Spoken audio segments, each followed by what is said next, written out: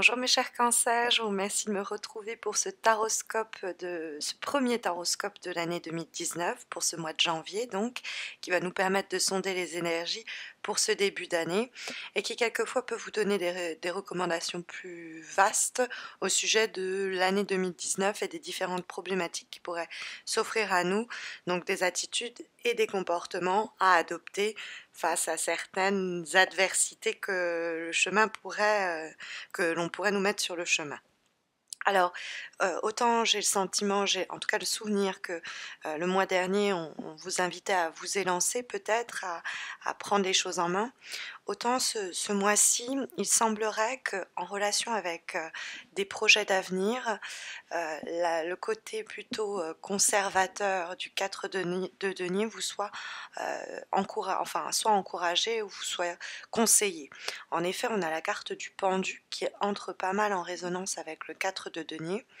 Le pendu, ça évoque avec les pieds et les poings liés, une situation sur laquelle on n'a pas forcément toujours, d'emprise ou, une situation plus largement de blocage, que l'on doit accepter, hein. C'est des situations soit que l'on provoque, on se met soi-même dans cette position d'attente et de stand-by, soit la force des choses nous y a mis et il faut respecter ce temps, de latence puisque le pendu, il n'agit pas sur un plan concret, mais ça ne l'empêche pas de faire en sorte de cogiter sur une situation, de réfléchir aux raisons qui l'ont amené à cette situation, d'attendre le moment où les choses viendront à se débloquer, on pourra passer dans cette phase de révolution à laquelle on aspire, pouvoir dépasser cette force qui nous contraint à «l'arrêt» entre guillemets.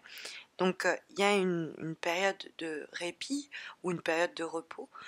C'est, à nous d'en faire bon usage puisque la carte du pendu va permettre de faire un état des lieux, un bilan sur, les événements qui viennent de se produire, reprendre son souffle, marquer un arrêt, hein, de façon salutaire. C'est-à-dire que si le pendu se trouve dans les aspects positifs, c'est pour notre bien. Donc on peut soi-même se dire: «OK, bon, avant de passer la seconde, j'attends un peu de voir». Il y a des informations qui d'ailleurs peuvent me faire défaut. 2 d'épée dans les obstacles, qui est l'idée qu'il y a des informations que l'on ignore, que l'on n'a pas encore la possibilité de visualiser et donc qui peut, générer, si on s'élance trop vite, des erreurs de parcours. Il y a de toute manière, à travers la figure des deux entre guillemets, du 2 de bâton et du 2 d'épée dans les obstacles, une figure de dualité, en rapport fréquemment avec des projets d'avenir. Ça peut être la question du dilemme, on se retrouve face à un choix qui est très difficile pour nous à prendre et on va, d'abord prendre le temps de réfléchir à tout ça, hein. S'il y a encore des conflits à se décider et à trancher, c'est peut-être parce que tout simplement il nous manque des informations et que l'évolution de la situation elle-même pourra, en nous délivrant, des informations, dont on n'a pas encore connaissance en janvier, nous aider à trancher plus aisément. La carte du pendu, c'est une carte sinon plus largement de lien, d'attachement. En ce sens, elle nous parle de l'idée de rester à son poste, conserver ses acquis. C'est ce que le 4 de denier va aussi encourager pour ce mois de janvier. Rester sur sa position. C'est pas le moment de tenter sa chance entre guillemets. Alors évidemment, ça peut générer un sentiment de lenteur, mais ça va vous servir. Même si on se sent limité pendant un moment, restreint ou restreinte par une situation qui nous domine peut-être un peu de l'extérieur, ça va venir à décanter. Pour l'instant, il faut attendre le temps qu'il faudra que la situation se mette en mouvement. Si c'est quelqu'un, que la personne revienne vers nous, parce qu'il y a toujours, dans ce cas-là, si ça nous parle d'une situation, d'une relation où on ignore si la personne va revenir, du coup on ne sait pas très bien de quoi demain sera fait, c'est pas le moment de tenter des grands gestes romantiques et d'y aller, en essayant de provoquer les choses. C'est le moment d'attendre le temps qu'il faudra à la personne comporte dans son cœur, qui peut-être émet quelques résistances pour le moment, mais les choses viendront à bouger. C'est vrai que nous avons donc ce 2 d'épée, dans les obstacles, qui est une carte qui va rentrer en résonance avec le 2 de bâton et en discussion avec le pendu. Le pendu peut recommander la prudence, l'idée de ralentir un peu les choses, puisque on n'est pas dans une situation qui est encore équilibrée. Soit, on est face à quelqu'un, une tierce personne, un parti, une structure, qu'importe, qui ne nous traite pas équitablement, qui ne se comporte pas de la même façon que nous, il va falloir rééquilibrer les choses, rester sur sa position tant que les choses ne sont pas rééquilibrées, même si ça nous demande de replanifier notre avenir, notre projet, parce que le 2 de bâton nous dit ok, il peut y avoir des imprévus, il peut y avoir des changements de dernière minute, donc c'est peut-être pour ça qu'il vaut mieux rester vigilant, hein, en veille, entre guillemets, voir ce qui va arriver, puisque quand les informations nous seront communiquées ou seront révélées, là on se dira ah bah j'ai bien fait de pas agir, j'aurais pu me compromettre entre guillemets. Donc le 2 d'épée, il n'est pas question de retarder indéfiniment une décision inévitable. Le 2 d'épée, c'est il faut voir les choses en face. Il faut affronter qu'il y a effectivement encore peut-être quelques rivalités, situations de conflit avec notre entourage, notre environnement, en rapport avec des désirs et des envies que l'on a. On peut avoir aussi ce conflit, cette dualité qui se joue et se livre un combat en nous, c'est-à-dire qu'on a encore à se mettre d'accord avec soi-même. En attendant, on ne bouge pas, on reste là où on est. Euh, donc le DDP, il n'est pas question voilà, de faire l'autruche. Au contraire, ça nous met en garde contre l'idée de faire l'autruche. Il faut prendre conscience des véritables obstacles qui peuvent s'annoncer, qu'on voit se profiler ou qu'on envisage ou qu'on imagine, ou avoir conscience et connaissance. En fait, je ne sais pas beaucoup de ce qu'il pense, de ce qu'elle veut, de la situation en question. Et tant que j'ai pas la bonne visibilité, je veux prendre sur moi et attendre les choses décantent, hein. C'est des indications qui nous font clairement défaut avec le DDP dans les obstacles. Et quand le moment sera venu de se prononcer, tant mieux. Mais tant que des informations nous sont omises ou qu'on nous ment peut-être, tant que les choses ne sont pas claires et qu'il y a encore des contradictions avec le monde extérieur ou intérieur, tant qu'il y a cette confusion-là, mieux vaut encore réfléchir à la situation, voir où est-ce que cette réflexion et cette attente, ce bilan effectué par le pendu nous amène, et à improviser au moment voulu. Parce que le 2 de bâton, c'est ça. Le 2 de bâton, il nous dit, ok, on a des projets d'avenir, on a envie de planifier, mais c'est le fameux dicton, je ne sais plus comment on dit, voilà, on fait des plans et Dieu rit, hein, j'ai l'expression en anglais, mais je ne sais plus comment on dit en français, mais c'est l'idée que bah, y a des choses qui vont se mettre en travers du chemin, on peut planifier autant qu'on veut, il y a toujours des imprévus. Donc, avant de... Le 2 de bâton, il est en train de planifier, il ne rentre pas en phase d'action. Il est en train de se dire, ok, je vais me fixer cet objectif-là, je vais tenter cette action-là, je vais prendre des risques, je vais tenter ma chance, mais pour l'instant, ça manque de direction. On est avec le 2 de bâton, c'est encore quelque chose de naissant, c'est des idées qui nécessitent encore de mûrir. Donc, il y a une stratégie qui peut se mettre en place, mais à condition qu'on soit au taquet, c'est-à-dire vraiment en train d'observer la situation en question pour ne pas laisser passer des informations capitales et cruciales. Donc on va un petit peu rester sur sa position, même si on est inspiré par le projet, par l'avenir, par ce nouveau challenge. C'est quelque chose qui prend forme, qui prend une direction, mais c'est encore pas à déterminer exactement, mais encore à adapter, quoi.